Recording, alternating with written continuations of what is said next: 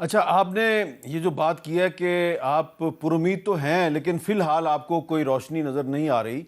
تو آپ کی اور رانا ثناء اللہ صاحب کی 2 دسمبر کو گفتگو ہوئی تھی، اور اس دن بھی ایک جو ایکس پر سٹیٹمنٹ تھا عمران خان صاحب کا، اس پر ہم بات کر رہے تھے کہ اس سے کافی ٹینشن کریٹ ہوئی ہے۔ تو اس دن رانا صاحب جو ہیں انہوں نے آپ سے ایک بات کہی تھی، جب آپ نے کہا کہ ہم ملاقات کریں گے اور پھر کو فیصلہ کریں گے، تو ذرا میرا خیال ہے اس کو ذرا دوبارہ سن لیتے ہیں کیا کہا تھا۔ احتجاج کا طریقہ کار بھی ہمیں پتہ ہے، ہمیں یہ بھی پتہ ہے تحریک کس طرح چلانی ہے، پرامن تحریک ہے اور ہمارا حق ہے جب ہماری خان صاحب سے ملاقات ہوگی تو ان سے مزید ہدایات لیں گے۔ بڑا ملاقات بند کروانے والی باتیں کر وہ کہہ رہے ہیں اگر آپ ہدایات لیں گے تو ملاقات بند ہو جائے گی۔ تو علی ظفر صاحب، اس دن بھی رانا ثناء اللہ صاحب نے جو پریزن رولز ہیں ان کا ذکر کیا تھا، 265 کا انہوں نے خاص طور پہ ذکر کیا تھا، اور انہوں نے کہا تھا کہ یہ ممکن نہیں ہے، اگر آپ ہدایات لیں گے تو یہ پریزن رولز کی خلاف ورزی ہے، تو پھر کسی کی بھی ملاقات نہیں ہوگی، اور وہی ہوا، ملاقات بند ہو گئی۔ آپ یہ نہیں سمجھتے، میں ذاتی طور پہ تو ملاقات کو بند کرنے کا حامی نہیں ہوں، لیکن آپ یہ نہیں سمجھتے کہ جس آپ کشیدگی کا ذکر کر رہے ہیں، اس کشیدگی کی اصل وجہ وہ ایکس پر جاری ہونے والا بیان تھا جس میں کہ بہت سخت زبان استعمال کی گئی تھی فیلڈ مارشل سید عاصم منیر کے بارے میں؟ جی، اس سے پہلے بھی آپ دیکھیں کہ یہی حال تھا،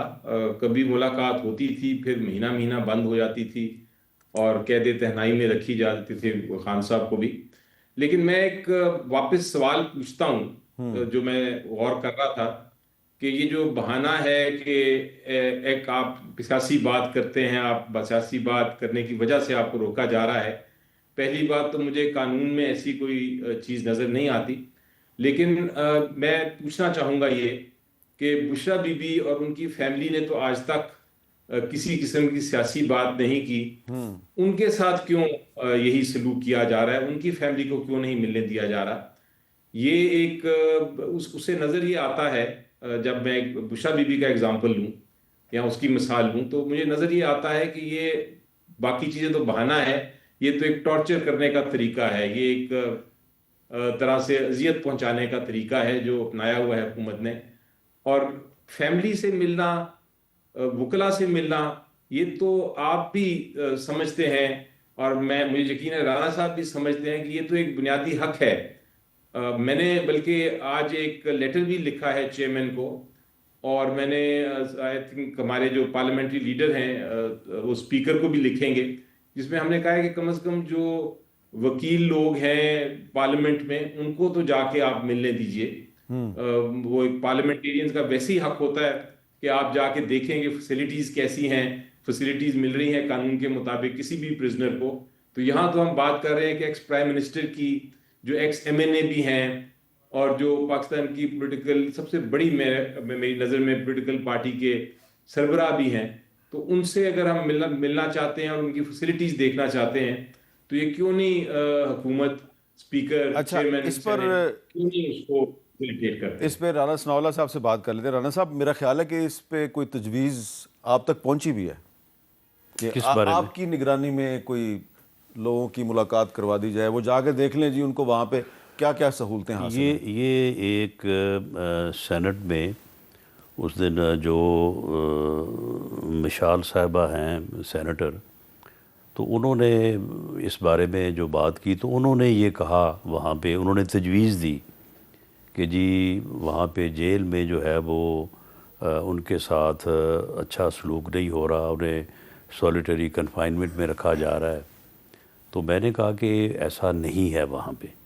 کیونکہ میری بھی انفارمیشن تھی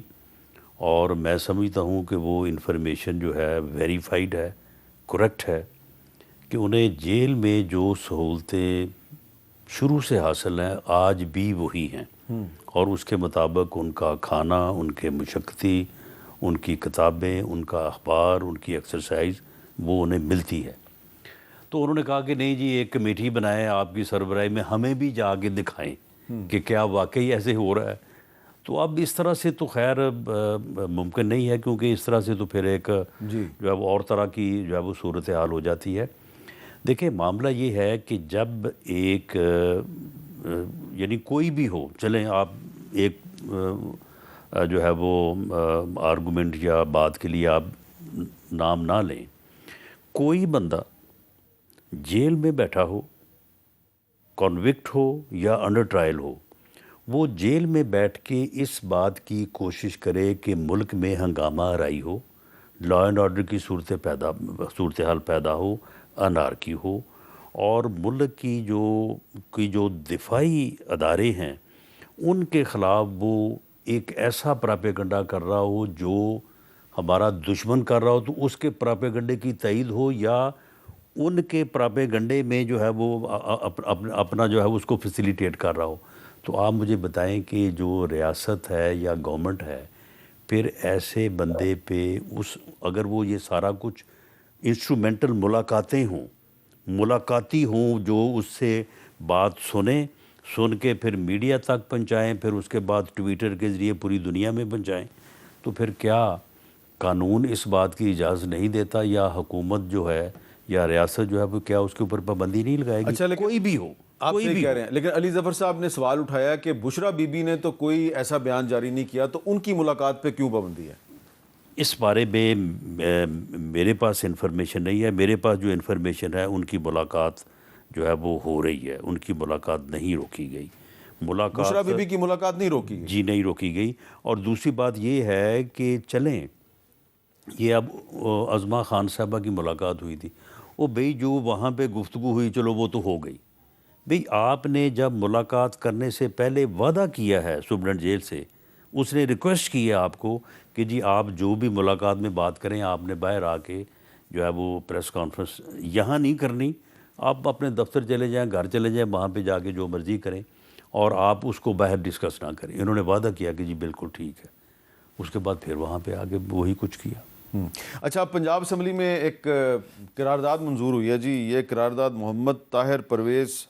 جمیل صاحب جو ہیں ایم پی اے، انہوں نے قرارداد پیش کی ہے، اور قرارداد کے الفاظ جو ہیں وہ بڑے قابل غور ہیں. وہ کہہ رہے ہیں جی کہ یہ معزز ایوان پنجاب حکومت سے اس امر کی سفارش کرتا ہے کہ پاکستان کی سالمیت، استحکام اور سولیڈیرٹی کے خلاف اور پاکستان کے ہر محاذ پر حفاظت کرنے والے اداروں جنہوں نے بھارت جیسے 5 گنا بڑے دشمن ملک کو پچھاڑ کر رکھ دیا کے خلاف بیان بازی کرنے، انتشار پھیلانے اور پاکستان کے مخالف دشمن ملک کی اعلی کار پارٹی اور اس کے بانی اور لیڈران پر پابندی لگائی جائے. نیز جو لیڈران خواہ ان کا تعلق کسی بھی سیاسی غیر سیاسی پارٹی سے ہو، ان کے خلاف ملکی قانون کے مطابق کارروائی کی جائے اور ان کو قرار واقعی سزا دی جائے. اب یہ اس میں نام تو نہیں تحریک انصاف کا شامل، لیکن سمجھ آتی ہے کہ دشمن ملک کی اعلی کار پارٹی قرار دیا گیا ہے. تو رانا ثناءاللہ صاحب اور علی ظفر صاحب سے اس پہ مزید بات کرتے ہیں ایک وقفے کے بعد.